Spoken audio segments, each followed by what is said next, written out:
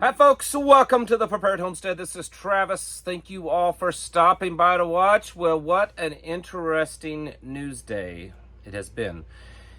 I understand that some of you, it's your day off and you kind of take a break and unplug, and that is fine and good. So maybe this will be catching you up, but a lot of stuff seems to have been happening online in the last 12 to 24 hours. Seems to be a pretty big deal. So, I'll get you caught up, but I think that there's more to it than what meets the eye. So, anyways, so of course you're all familiar with the whole Epstein thing that's been in the news for the last week or so. The Justice Department basically closed the case, said that there is no file. The president has made some strange statements saying that everyone needs to forget it, move on. No one cares about that.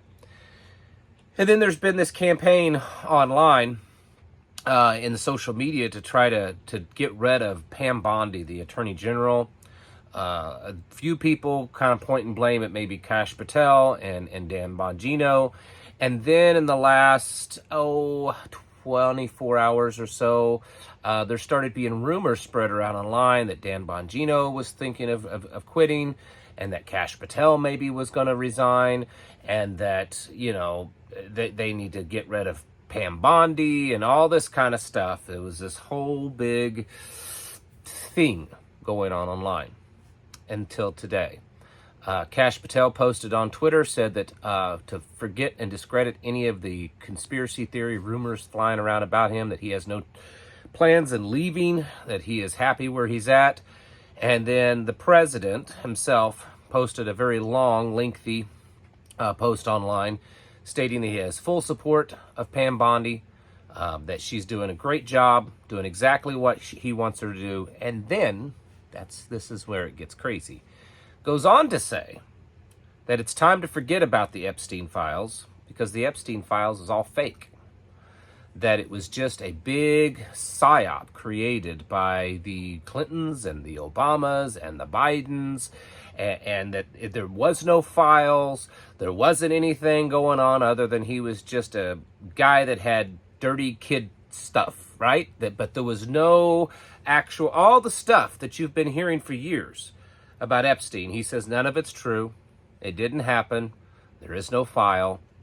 I don't know why Ghislaine Maxwell is still in prison then, but this is what he claims. And then he said that he's directing the Justice Department to drop this and to move on and to go after election fraud stuff. So that's the story, and it's kind of taken a lot of people by storm, a shock that he would, say what he did, and basically here's the thing, all of the conspiracies that were floating around actually made him look good. And it was trying to throw blame to Pam Bondi. Basically, they were from all of the people online that are, the staunch Trump supporters. Many of you know who they are, that no matter what he does wrong, they don't see it. And so they were the ones that were really drumming this up. And then he came out and basically killed that. And so it's very difficult at this point to make the case that it's only one person, Pam Bondi, or maybe that it's all of them, when Trump has been repeatedly supporting this decision to not release these files, now saying that there were no files. You've all just been, you're all crazy. You're all crazy, a bunch of kooks. There's no files. You just bought into this big lie that's been going on. All the evidence, all of the witnesses, the people that's come forward, the people that's died trying to tell their story, it's all fake. And just trust him, trust the narrative that they're trying to spin, and move on. That's what we're being told. Now, I don't want to belabor this. It's sick. It's disgusting. I know that there are people saying, well, it's, if he was on the list, then the Democrats would have released it. Folks, this is bigger than Republicans and Democrats. The kind of stuff that was going on with the whole Epstein case, way, way, way bigger than political parties. This is about top elites. This is about the world's wealthiest. And it's interesting that on one hand, the story is told that the information is too sensitive to release. That's what he told Bill O'Reilly, that there's too many important names on that. We don't want to destroy all these lives. And then on the other hand, he says there's just no list. It doesn't exist. You've all been lied to. It was all a big setup, a big psyop. Well, maybe now is the psyop being played. But what I want to get to, because it's related to this, and if you remember, I've said since this started that most likely something would happen that would have to distract us from all of this Epstein stuff. And I don't know if Trump is out of touch, if his advisors are out of touch, or if there's some other plan going on. But it's like everything he says draws more attention to it and makes matters worse. And maybe the plan is to do that so that the distraction has to be something bigger. I don't know. I said the other day the distraction could be a civil war with all the deportation people, anti-ICE protests. Maybe that's part of it. Maybe it's not. Maybe it is. I don't know. But there's also something else going on. And along with these posts, along with the stuff being talked about, there's a lot of chatter with China. And I'm kind of wondering if maybe that's going to be something that starts to pop up. And here's the thing. No one has ever denied or argued against the fact that we will eventually be at war with China. In fact, our own Pentagon has said that it'll happen, but it's further down the road. It's 2 or 3 years down the road. They said that their predictions of China trying to take Taiwan is probably somewhere by 2027, which isn't that far away. That's 2.5 years away. But things here lately have been heating up. The rhetoric coming out of China against the United States is some of the strongest language that China has used yet. They're saying that there is no force on earth that will stop them. They also said that this week that they are ready to go to war with the United States. They flat out said that. The United States has said the same thing, that we are ready to go to war with China. And then the news talked about today that the United States has reached out to Australia and Japan, and they've been asking them for a few questions. They want to know where their stance is on defending Taiwan against China, how ready they are, what is their readiness state militarily to help the United States in defending Taiwan from China, and to let them know that they probably need to be getting ready. Now that's interesting that that's happening. Of course, there's all this other stuff going on, and it seems like, at least in the news, that the president is about ready to very much ramp up weapons shipments to Ukraine.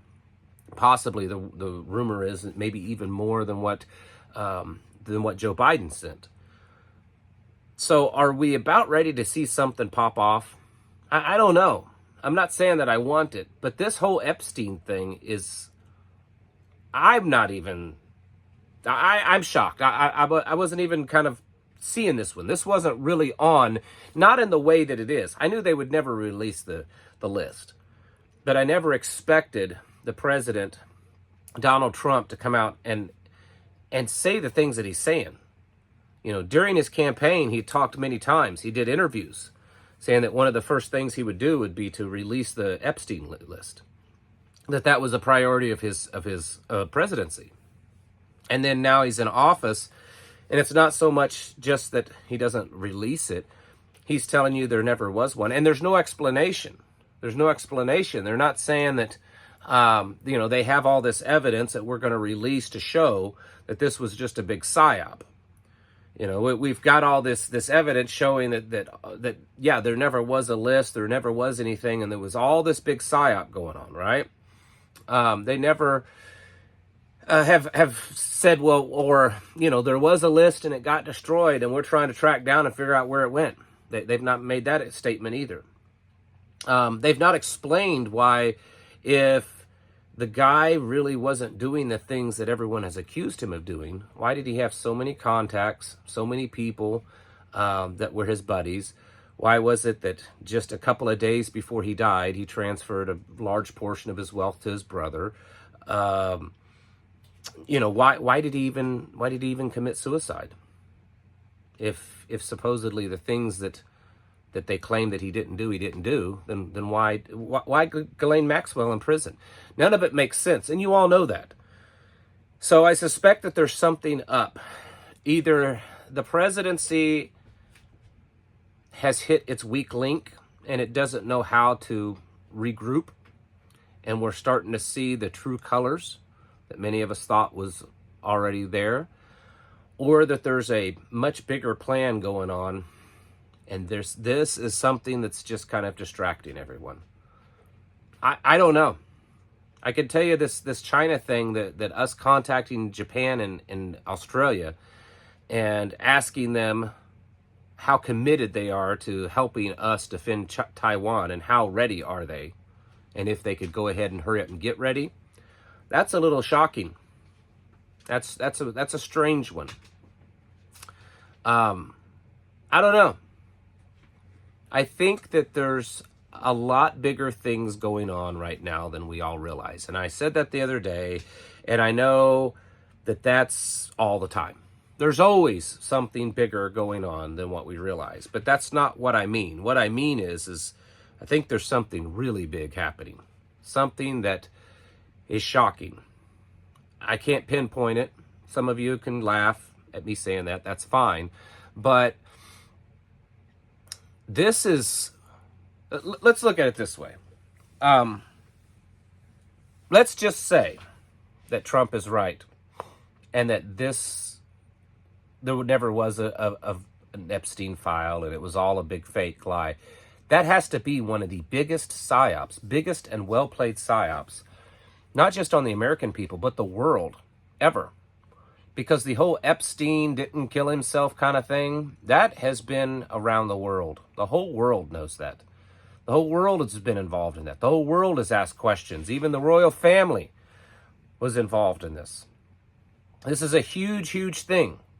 And so either the psyop was that there was something there and there wasn't, or the psyop is now that there's nothing there and there really is.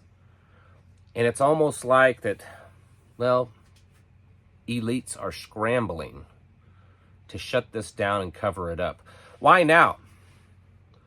They could have come up with many other excuses to drag this out, to say that they were having to, they could have done weekly updates, that they are, the investigation is taking much longer. It's going way deeper than they thought. Here's a little crumb here to satisfy you for a while. And they could have easily drugged this out another 2 or 3 years.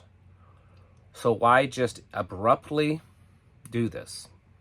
And the way that it was done, it appears to be very, very mishandled. Strange. And I have no idea at this point what's going on or what's about to come.